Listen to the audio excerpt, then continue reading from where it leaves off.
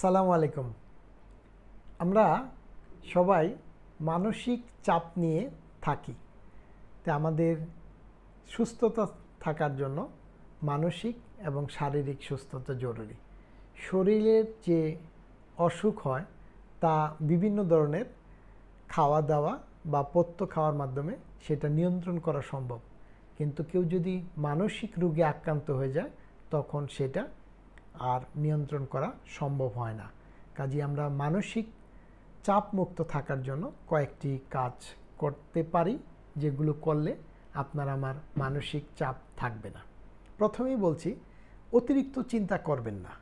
মহান আল্লাহ তাআলা যেদিন আপনাকে এই পৃথিবীতে পাঠিয়েছেন সেদিনই আপনাকে নিয়ে একটি তার পরিকল্পনা আছে এবং রিজিক নির্ধারিত, অবধারিত। আপনি চাইলেও রিজিক নিয়ে যদি আপনি পেরেশানি করেন তাহলে কোনো ফল আসবে না। আপনি অযথা দুশ্চিন্তা করে নিজের শরীর এবং মনকে হারাবেন না। আপনার উপর যতটুক অর্পিত দায়িত্ব কর্তব্য আছে তা পালন করার সচেষ্ট থাকুন। আপনি চেষ্টা করে যান, বাকিটা মহান আল্লাহ তাআলার কাছে থেকে আসবে। এবং অতিরিক্ত মানসিক চাপ কখনোই সুফল বয়ে নিয়ে আসতে পারে না। অতিরিক্ত লোভ করবেন না, অতিরিক্ত প্রত্যাশা করবেন না। আপনি ততটুকু প্রত্যাশা করুন যতটুকু আপনি পাওয়ার যোগ্য। অতিরিক্ত প্রত্যাশা করার কারণে, অতি লোভ করার কারণে আপনার উপর মানসিক চাপ পড়বে। আপনার বন্ধু বান্ধব, আত্মীয় স্বজন এবং যারা পাড়া প্রতিবেশী, যে সমস্ত মানুষরা অন্যায়ভাবে, ক্ষতিকরভাবে বড় হয়েছে তাদেরকে অনুসরণ করবেন না। আপনি তাকেই অনুসরণ করেন যিনি সততার সহিত নিয়মের মধ্যে থেকে আপনার মতো জীবনযাপন করতে অভ্যস্ত। আপনি যখন রাস্তা দিয়ে হাঁটবেন, আপনি কখনোই যার সুন্দর একটি কার আছে তার দিকে তাকাবেন না, বরংস তার দিকে তাকান যার একটি পা নেই। তখন আপনি শুকরিয়া জ্ঞাপন করতে পারবেন। সর্ব অবস্থায় শুকরিয়া জ্ঞাপন করতে পারাটা, সর্ব অবস্থায় সব কিছুর জন্য আলহামদুলিল্লাহ শব্দটা বলতে পারাটা সবচেয়ে কার্যকর। এবং সাধ্যের বাইরে দায়িত্ব নেবেন না। আমি প্রায়শই একটা কথা বলি, আমার শরীরে কুলায় না কিন্তু মনে মানে না। আপনি ততটুকু দায়িত্ব নেন, ততটুকু লোড নেন যতটুকু আপনার ক্যাপাসিটির মধ্যে আছে। ক্যাপাসিটির বাইরে শুধুমাত্র নাম কাওয়াস্তে পদ পদবি দখল করবেন না। এতে করে আপনি মানসিক চাপে পড়বেন, দ্রুত আপনি আপনার কর্মক্ষমতা হারাবেন। আজকের দিনটিকে, বর্তমান সময়টিকে সর্বদাই উপভোগ করতে শিখুন। আগামীকালকে আপনি নাও বাঁচতে পারেন। আপনার দাদা, তার দাদা, তার দাদার নাম কি আপনি জানেন?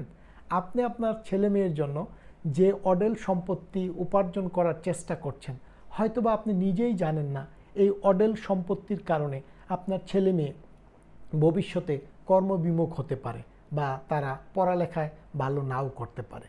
ছেলেকে যতটা না সম্পদ দেওয়ার চেষ্টা করবেন, তার থেকে ছেলেটিকে বেশিরভাগ সময় জ্ঞান দেওয়ার চেষ্টা করুন।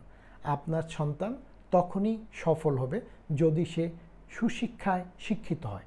আপনার সন্তান তখনই সফল বলা যাবে যদি সে ভালো মানুষ হয়। এমন সন্তান তৈরি করুন যে সন্তান আপনি অসুস্থ হলে ডাক্তার নিয়ে আসবে, উকিল নিয়ে আসবে না। আমরা চাইব দুনিয়াবি যত কাজ আছে তার থেকে নিজেদেরকে আলাদা করে নির্জনে প্রতিদিন মহান আল্লাহ তাআলার কাছে কিছুটা সময় প্রার্থনা করা।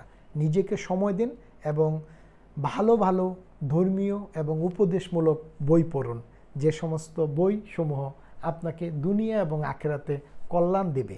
আপনি জীবনে যখনই কোনো সমস্যায় পতিত হবেন তখন সেটাকে মেনে নিন, সহজভাবে নিন এবং সেই সমস্যার থেকে উত্তরণ পাওয়ার জন্য মহান আল্লাহ তাআলার কাছে সাহায্য চান।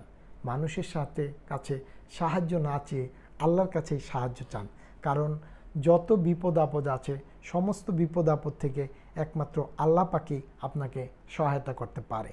আপনার মনটাকে আনন্দে রাখুন, মনটাকে সতেজ রাখুন। সকালবেলায় ঘুম থেকে উঠবেন, সদা সর্বদা মানুষের সাথে প্রাণ খুলে হাসবেন এবং আপনার শরীরের যে হক আছে, প্রয়োজনীয় খাবার, প্রয়োজনীয় ঘুম এবং প্রয়োজনীয় বিশ্রাম গ্রহণ করা জরুরি। আপনি যদি প্রাণ খুলে হাসতে না পারেন, আপনার সমস্ত অর্জনই একদিন বিসর্জিত হয়ে যাবে।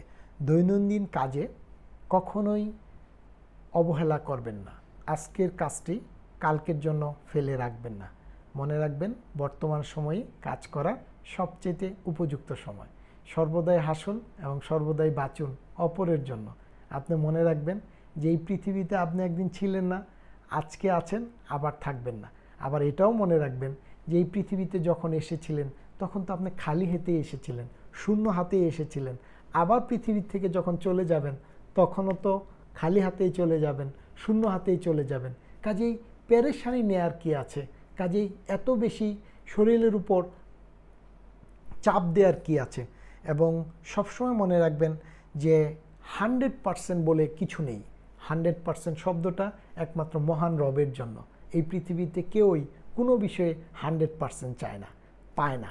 কেউ রূপে গরিব, কেউ ধনে গরিব, কেউ জ্ঞানে গরিব। হয়তোবা আপনি রূপে আছেন, ধনে নেই, আবার ধনে আছেন, রূপে নেই অথবা জ্ঞানে নেই। রূপেও গরিব, ধনেও গরিব, আবার জ্ঞানেও গরিব। এমনটি তো নয় যে কোনো একটিতে তো আপনি ধনী। নিজেকে সবসময় ধনীদের কাতারে, ভালোর কাতারে কল্পনা করেন। হয়তোবা আপনি আজকে যে অবস্থায় এসেছেন তার জন্য আফসোস করছেন আরও কেন বড় অবস্থায় যেতে পারেননি। কিন্তু আপনি কি জানেন আপনি এখন যে অবস্থায় আছেন সেই অবস্থায় অনেকে আসার জন্য এটা তাদের স্বপ্ন, এটা তাদের কাঙ্ক্ষিত।